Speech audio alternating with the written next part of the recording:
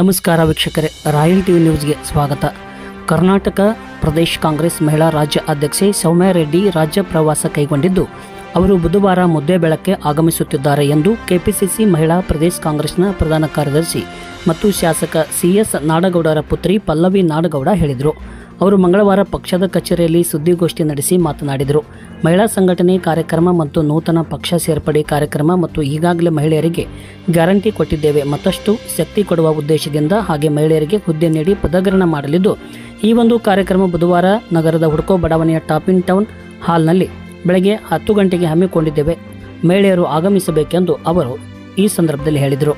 ಈ ವೇಳೆ ಪಕ್ಷದ ಕಾರ್ಯಕರ್ತರಾದ ಗುರಣ್ಣ ತಾರ್ನಾಳ, ಶೋಭಾ ಸೆಳಗಿ, ಸುಜಾತಾ ಸಿಂಧೆ, ಕಮಲಾ ಭಜಂತ್ರಿ, ನೀಲಮ್ಮ ಚಲವಾದಿ, ಲಲಿತಾ ಮುರಾಳ, ಮಾಬೂಬಿ ಭಾಗವಾನ, ಮಮತಾಜ್ ಮುಲ್ಲಾ, ಹೀನಾ ಕೌಸರ್ ಮೂಲಿಮನಿ, ದೇವಮ್ಮ ಸೇರಿದಂತೆ ಅನೇಕರು ಈ ಸಂದರ್ಭದಲ್ಲಿ ಉಪಸ್ಥಿತರಿದ್ದರು. ಸೌಮ್ಯ ರೆಡ್ಡಿ ಅವರು ಬ್ಯಾಂಗ್ಳೂರಿಂದ ಬರ್ತಾ ಇದ್ದಾರೆ. ಇದು ಮಹಿಳಾ ಸಂಘಟನೆ ಕಾರ್ಯಕ್ರಮ ನಾಳೆ ಇದೆ. ಒಂದು 11 ಗಂಟೆಗೆ ನಮ್ಮ ಟಾಪ್ ಇನ್ ಟೌನ್ ಜಾಗದಲ್ಲಿ ಆಗ್ತಾ ಇದೆ. ಸೊ ದಯವಿಟ್ಟು ಎಲ್ಲರೂ ಬನ್ನಿ. ಇದು ಮಹಿಳಾ ಸಂಘಟನೆದು ಬಹಳ ಮುಖ್ಯವಾದ ಇದು ಇದೆ. ಯಾಕಂದ್ರೆ ನಾವು ಗ್ಯಾರಂಟಿ ಕೊಟ್ಟಿದ್ದೀವಿ ಮಹಿಳೆಯರಿಗೆ.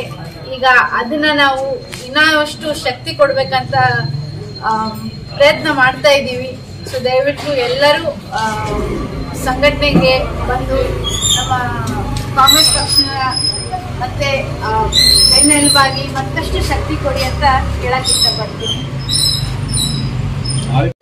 ಮಹಿಳೆಯರಿಗೆ ಒಂದು ಪೋಸ್ಟ್ ಕೊಟ್ಟು ಅವರಿಗೆ ಕಾಂಗ್ರೆಸ್ ಪಕ್ಷದಾಗ ಸೇರ್ಪಡೆ ಮಾಡ್ಕೊಳ್ಳುವಂಥದ್ದು ಒಂದು. ಇನ್ನೂ ಒಂದು, ನಾವು ಮಹಿಳೆ ಶಕ್ತಿ ಕಾರ್ಯಕ್ರಮ ಅಂತ ಮಾಡ್ತಾ ಇದ್ದೀವಿ. ಅಂದ್ರೆ ಇದು ಗ್ಯಾರಂಟಿ ಯೋಜನೆ ಬಗ್ಗೆ ಮಾತಾಡಿ ಎಲ್ಲ ಮಹಿಳೆಯರಿಗೆ ಒಂದು ಏನಾದ್ರೂ ಕಾಂಗ್ರೆಸ್ ಪಕ್ಷದಿಂದ ಹೆಚ್ಚು ಕಮ್ಮಿ ಏನಾದ್ರು ಪ್ರಾಬ್ಲಮ್ಸ್ ಆಗಿದ್ರೆ, ಯಾರಾದ್ರೂ ಗ್ಯಾರಂಟಿ ಕರೆಕ್ಟ್ ಆಗಿ ಮುಟ್ಟಿಲ್ಲ, ಅವ್ರಿಗೆಲ್ಲ ಅಲ್ಲಿ ಅವಕಾಶ ಇತ್ತು ಮಾತಾಡೋಕ್ಕೆ. ಯಾಕಂದ್ರೆ ಮಹಿಳಾ ಅಧ್ಯಕ್ಷರು ಅಲ್ಲ ಕರ್ನಾಟಕದಿಂದ ಬ್ಯಾಂಗ್ಳೂರಿಂದ ಬರ್ತಾ ಇದ್ದಾರೆ.